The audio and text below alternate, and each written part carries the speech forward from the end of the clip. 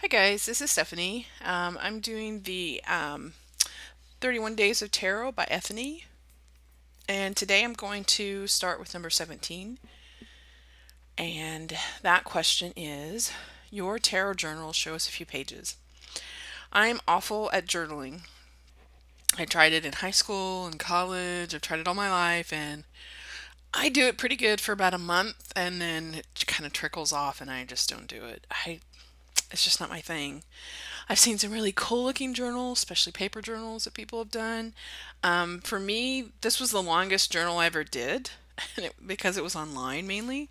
So I'm just going to show you how I was using the journal. I would do a reading for my personal readings, and then readings I did for others. I would take a photo of the spread, and then I would actually record the reading, my notes on the reading, not while I was doing the reading. And then sometimes I would have um, readings that I'd done for other people in our tarot group, and I would take photos of those and then come back and kind of talk about how the reading went and everything. And as you can see, there aren't that many in here, and there's even less than readings for others. Um, the decks that I want, the decks that I find interesting, all that stuff.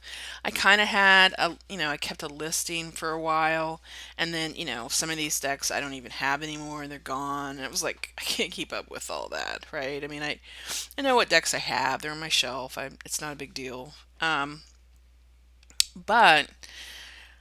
what I do still, and I don't do it I do it pretty consistently, but it's like a chaotic mess and it's unorganized. I do use Evernote, and I used Evernote for a lot of things, and I do have some tarot ones. So I have oh, when I was researching for for, putting together the Pintures du Monde, I was going through a lot of, meanings for the cards and things like that. So I had a little stack for that. And then whenever I find a website that has a really nice deck that, I might get later, which I generally don't, but um, I will, make a note of it, clip the article, put it in my notebook. So I do have the information, and then almost every spread that I do for myself, and then most interesting spreads that come about during readings for others. And remember, I don't do this for a living, so I can't imagine keeping track of everyone you do for a living. That would just drive me nuts. But anyway, I take a shot of that and it gets sent to my Google Photos. And then if I have some notes that I want to put to it, then I'll send it to Evernote. So Evernote is where I kind of keep all of my extra bits, stuff that's going on that, I'm trying to keep track of, but not really keep track of, if that makes sense. So it's rather disappointing, I'm sure, for some people, but I don't keep a journal, and I don't, you know, I, I keep a lot of it in my head for sure. Like we all kind of have meanings for cards, and sometimes that meaning changes a little bit. Like we'll have something come up and go, oh, I'd never really looked at the card that way, and then you kind of store that in your brain, kind of thing. So I do that, but I don't do the bullet journaling and all that stuff. I'd rather draw, I guess. I don't know. All right, so now let's see, number 18. How do you pick your decks for readings? I actually let my decks pick for the readings. Generally speaking, it's kind of weird. Like, even when um, know I'm going to be out and about, right? Like, I know that I'm going somewhere else. Like, there was a time I went down the street and did a reading for my daughter's friends, and something told me I needed to take these three decks, right? And I did two readings, and of the two readings, they told me which ones, needed to be used, and I had the two decks with me. Like they kind of knew ahead of time, what I would need. Um, the only time that it's been a kind of a weird situation, and I'm not going to go into the whole um, like the reading or anything like that, but I did a reading that was on purpose for mediumship for a lady on our Facebook group, the reading Facebook group, a while back. And normally, what I do is I tell, okay, I think about the reading that I'm going to do, and one of the cards will present itself kind of. I don't know, it's kind of like it steps forward, kind of like in the army or something. I don't know, it's just weird. And I know which deck is that needs to be used.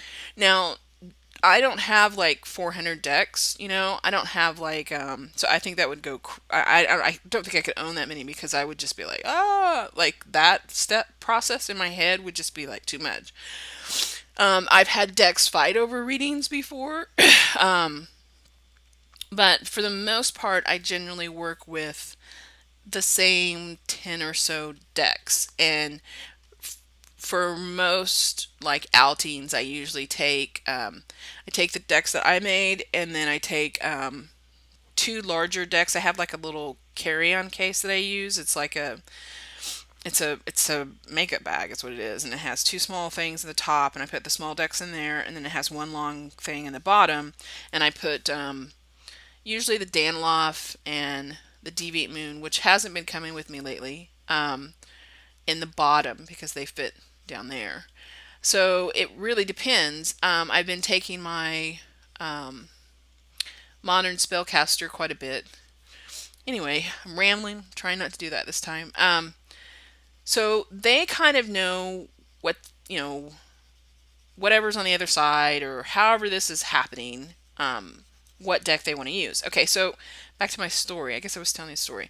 So the deck the reading, I'm like, okay, who's going to do this reading? And like none of the decks were like, I got nothing, right? Nothing came back to me. It was void. I was like, okay, that's never happened. Never. Always, I feel like, okay, this is the deck that needs to be used for this particular reading, or this deck wants to, and this one wants to too, and something. I always get something, and I was getting jack. I was like, oh, okay, maybe I shouldn't do this reading. I was like, to that point where I was like, oh, well, maybe this isn't a reading I need to be messing around with, because it was on purpose mediumship, and and by the way, I'm doing the Hangman today. I'm doing Medusa. Um, so, I just sat here for a little bit and I was like, okay, maybe it's not the right time. Maybe I'm not supposed to do the reading. And then all of a sudden, it was just so bizarre. I had never gotten a voice from the, Rider Smith. I had it. I have a copy of it, and I use it. Before this, I used to just use it for, um, like educational, purposes, right, as a reference material. But I had, other than the interview spread, which seemed kind of bitchy, actually, it was kind of like, that was the only time I'd ever used it for reading. It was always just, as a reference material. So all of a sudden, this deck decided it was going to do this reading, and I thought, oh god, this how's this going to turn out, right? Like I don't even know if I can read with this deck. This is just weird, right? Because it never had a voice. So it was a very nice reading. It was it was like I could hear the person that was talking to me on the other side just so clear, and it was like it was a clean channel. And I have a couple theories on that. One, it is a powerful deck because it's been viewed by how many countless people over the centuries, right? So it's got something attached to it, right? It has to. There's no way it doesn't. It has archetypes that we emulate right now. And then also, no one had ever touched that deck other than myself. It had just been sitting on my, at the time, it had just been sitting on my shelf. Nobody had touched it, so there was nothing to kind of, there was no energy there other than what it had arrived with, right? And and I'd only touched it a couple times, right? So it was just like really clean. And for some reason, that that actually changed my perspective a lot on mediumship and the cards and stuff like that, Um, and I'm still not sure, exactly what that means. I mean, these are just theories that I have based off of, what little knowledge I do have of tarot. Um, so anyway, after that, I had a healthy respect for the Rider-Waite-Smith deck, even more so than I did before. And it's my altar deck. It's one that, and I don't to this day let other people touch it now, because I feel like if that is one of the reasons why it was such a clean channel, then I want to keep it that way in case it steps forward. But that's how I pick my decks for readings. I let the decks decide who's gonna, do the reading, and if they have to duke it out, then they need to do that, and it's very clear. It's a very, there's no questioning about it. I know exactly which deck's supposed to be used, and they even tell me that, like in that particular reading in the Rider-Waite-Smith, they told me to move a card a certain way. They're like, move the card this way, and it will make sense to the person, and it did. So it was it's just one of those things. Um, tarot rituals before, during, and or after.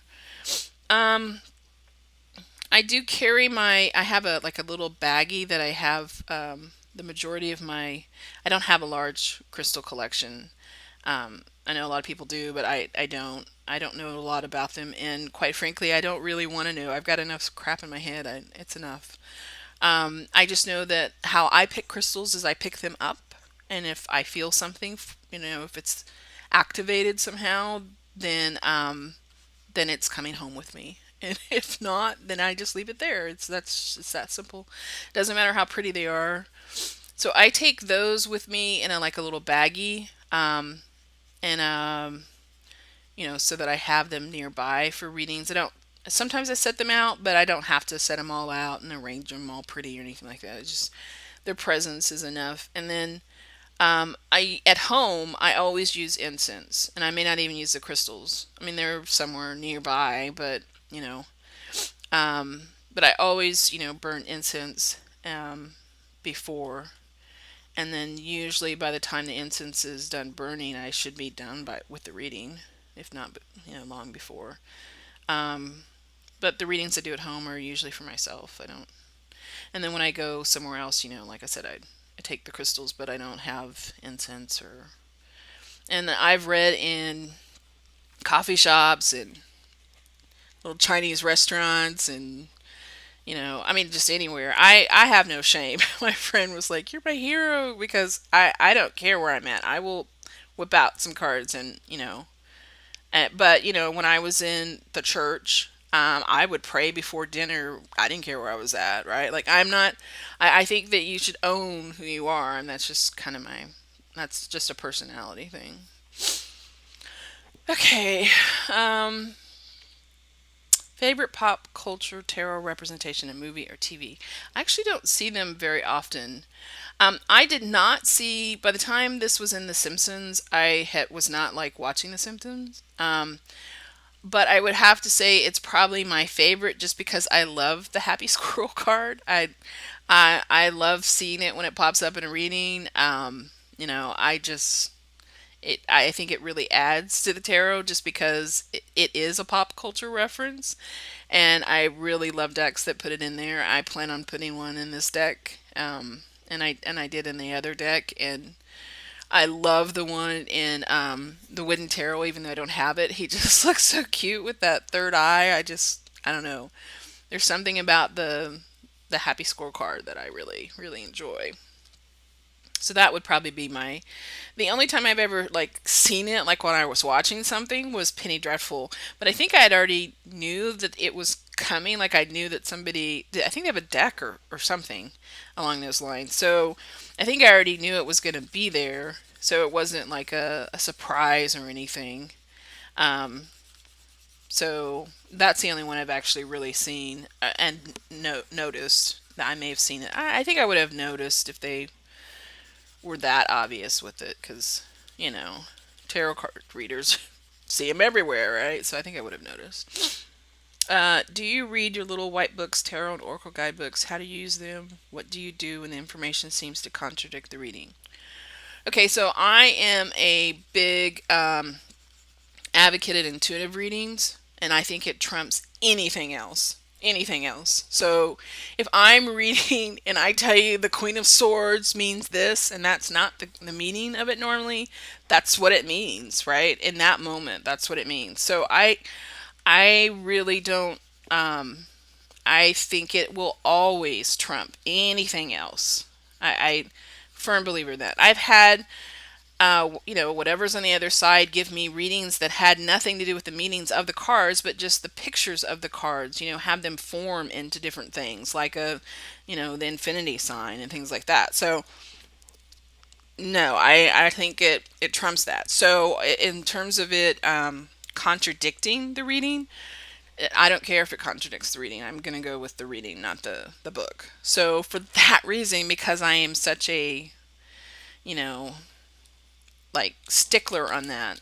I don't generally, well, I don't whip them out, right? So if I'm in the middle of a reading, I'm not going to whip out the book. I'm not going to do that.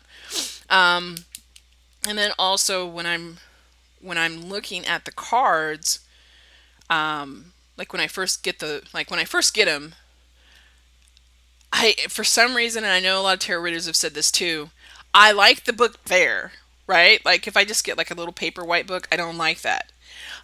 Even though I'm not supplying that with my own books, like I'm not going to be doing like Llewellyn books, right? I mean, that's just not cost effective. But I do like them, and it's so much so that I like it when they have a certain cover. You know what cover I'm talking about? It's kind of a matte, not the slick cover, but the matte kind of soft cover. I love it when they're like that. I usually read the introduction. I like to kind of get a headspace where the the creator's at. But if I've already purchased it, especially since I'm so picky now, I probably already know that anyway, right? I've already done my research and known, what kind of tarot creator they are. But I don't even do that before I look at the cards. The cards, I that's the first thing I do. I unwrap them. There's usually incense burning, and I'm looking at the cards, and I'm chatting with them in some way, right? On some level, I'm chatting with them. Hey, how are you doing? Um, so I'm more about the cards versus how the artist put on paper what the cards mean, if that makes sense. Because if the tarot creator, maybe I'm a tarot creator snob. If the tarot creator is good, I'm gonna know without.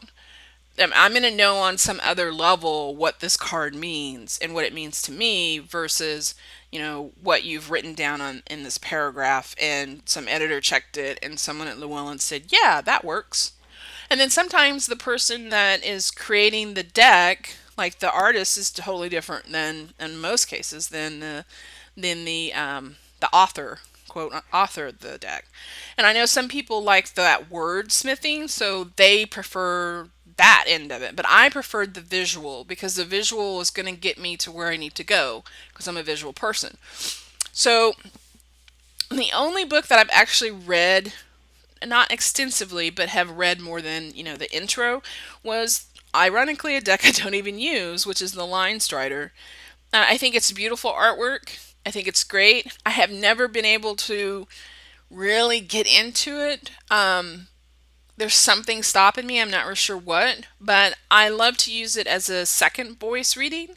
It seems to do much better for me anyway as a second voice versus the only voice. It can do readings, but they're very surface readings. That's the only way to explain it. They're surface readings. But in her book, which was what I was rambling about, in her book, and I'm not painting, God, she does a really nice job on giving you like, I think she gives like the astrological, or planet alignment with that card, as well as some herbs, which I thought was very interesting because she's the only one that's ever done the herb thing, right? So I actually have referenced that book because of that extra information. Um, would I, if she hadn't have put that in there? Probably not, But like I said, it's not a deck I use on a regular basis, so it didn't really do me any good anyway, right? Like it's not. I mean, it does, but it doesn't, if that makes sense. Excuse me. Um, what do I do with them? I just put them on the shelf, on the bookcase, in the box. I keep the original box that stuff comes in, but generally speaking, I don't. They're not housed in that box, except for the recent Llewellyn purchases. Their boxes, they really stepped up their game on that, and they're nice enough that I actually keep them in there for the most part. Um, Tarot and Oracle decks you use only for personal use. I only have one. I have two decks that nobody else touches, and that would be the which I've already talked about, the Universal Rider-Waite. Nobody touches that one. And then I have a deck that when it came, I was very surprised at my response to it. It is my healing deck, and I think only probably a tarot reader would understand that concept. But when a deck arrives here in the house, my daughter doesn't read tarot as much as she used to, but we used to look at the decks together, or I would wait to do an interview spread until after she had seen it, like if she was at school or something, and then we would determine whose deck it was because we'd had some problems with me purchasing decks for her and not realizing it. Okay, so when that deck arrived, I did not want her to touch it. And when she started to do the walkthrough, I had to take it away from her. I'm like, I'm sorry, you can't touch this deck. So I'm the only one that can touch the deck. I have done some interview spread, or not interview, but done some healing spreads for a family member with that deck, and I think maybe one other person, but they weren't present, and no one else touches that deck. I don't know what that's all about, but my friend said it was my witch's deck, which I guess kind of makes sense. But anyway, so nobody touches that one, and it's not necessarily personal, like I won't use it for anybody else, but nobody else can put their hands on it. The modern spellcaster is kind of that way. It's kind of I use it not just for personal use, like I use it for quite a few people, but it's picky about who it wants touching it, which I thought was kind of interesting because most of my decks don't care. They're like, yeah, shuffle me all you want, but it's kind of picky about who touches it. Um, so whatever. I just ask it. Can they touch it, and they let me know, and I don't know what that's all about. I don't care. I just listen to them. They do what they want to do. Um, I didn't realize she was going to be this green, but she's really this green, isn't she? I'm looking at my. Oh, I have a tarot and thyme um that is a kind of like a. It's not really a. It's not a tarot deck, and it's not an oracle deck. It's more like an altar deck, I think. I don't use it very often, but I only use it for myself. It's kind of like I use it for spell casting, and because of that reason, I don't want others to use it. Um, so, and I got that. I traded for that um, from Bohemian Stars. Sorry, I can't remember her full name. Great trade. She's a really sweet lady, and that really came through with the trade. So, um, and then I have a deck that a friend gave me. It's actually the only gifted deck I have. Like I don't have any other gifted decks that were purchased. Actually, I don't have any decks that were purchased directly for me. I don't think. But this one is the St Croix deck. It's a real orange, vibrant deck. I'll list it in the comments. And no one touches that deck either. And it's more of a personal altar deck.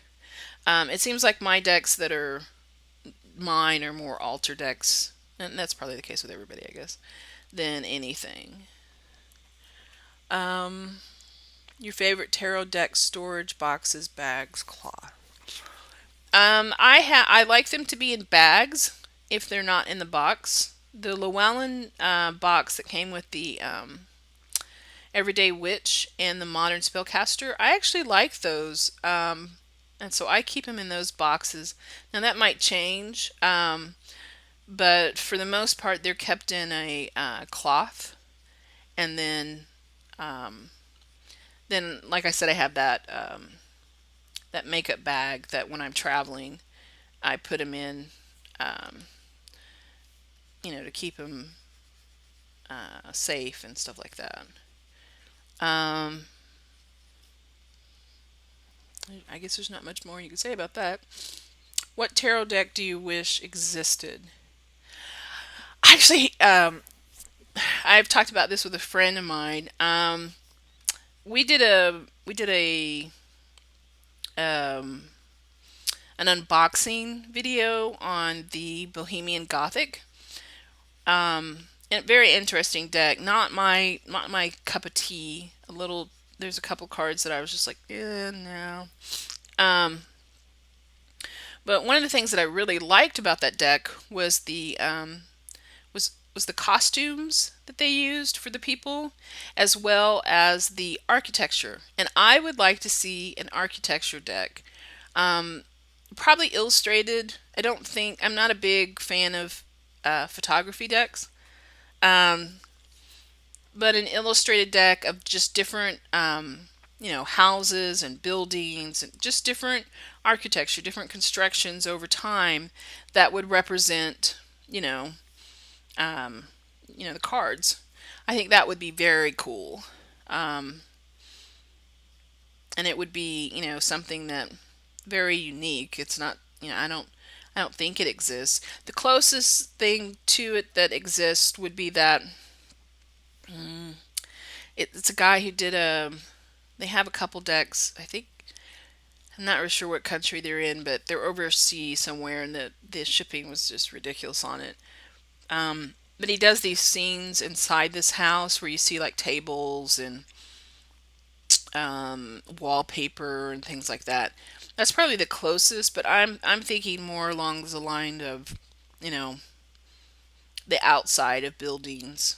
I guess you could have some interior shots too, but that's not really what I'm thinking. I'm thinking more of, you know, the way buildings look on the outside. Like for instance, for the Five of Pentacles, you could have like, a Raggedy Shack or something, or maybe not a shack, maybe a house that's been, um, it used to be a really nice house at one point, but it's really, dilapidated kind of thing, something like that. Um, but that's kind of the only deck that I would like, or I would like to see an all magical creatures one. Um, that is more like the Frouds version of magical creatures, right? Not the, all these fairies are, skinny blonde chicks. No offense to skinny blonde chicks. I just think that I really like the representation of the fae that Froud did, because it seems more accurate, for lack of, you know. Um, I think this will be my last one. If you could read the tarot for five people, famous, historical, alive, or past, or fictional characters, who would it be and why? Oh, wow. Five? Okay. Um, Fictional. I would like to interview Sherlock Holmes. This is in no particular order, by the way. I just when I watch the new versions of him, the way that they're doing it, I think that they're doing it such a more exciting way than I always thought the original ones were kind of dull. So I would like to interview him about some of um, his adventures. Fictional. Merlin. Oh yeah, I would love to pick Merlin's head. uh, I guess you didn't ask me about picking heads. You actually asked me about reading the tarot for him. Merlin. I would like to read for Merlin. Um, Probably one of the great generals like Alexander the Great. Yeah. Yeah, because he actually has some he has some what do you call it? He has some oh conspiracy theories. Yes, he has some conspiracy theories that he actually was studying from the Egyptians. Um, they had like this priesthood in the western part of Africa that had this wealth of knowledge and things that they'd passed down through the years or whatever. And so I think he would be interesting to. I guess I feel like these would be more like interviews. I think I'm answering this question wrong because these are just people I would like to talk to, maybe. And like I said, pick their head versus tarot readings. Hmm. I'm not sure. I don't really think about people in terms of tarot readings for them. Um, Tarot readings to me just seem like things that, um, well, I view tarot as a way of helping someone, right? So if they come to me for a tarot reading, or they, I feel like they might need one, like if we're in a group setting and we're there to read tarot, sometimes I will get a feeling that somebody might need a reading. Um, to me, that's different than, you know, this question is taking me down, right? This is a different road. This is a more selfish road where, I'm not helping them. I'm trying to figure out what they know. Um, so I'm not sure I can answer that question very well. Yeah, because I think it would be presumptuous of me to think that my tarot reading would help somebody in historical past. Sorry, I really sucked at that question. Anyway, I might think about that some more and answer it properly um, on the next one. Anyway, I hope everybody's having a good New Year so far. I'm having a pretty good one. I'm really enjoying working on the tarot deck this year. If you guys keep up on my Instagram, you'll notice that I've been like spamming on it. Here's a new one. So hopefully I'm not getting too annoying with it. Let me know if I am, and I will talk to you guys later. Have a good week.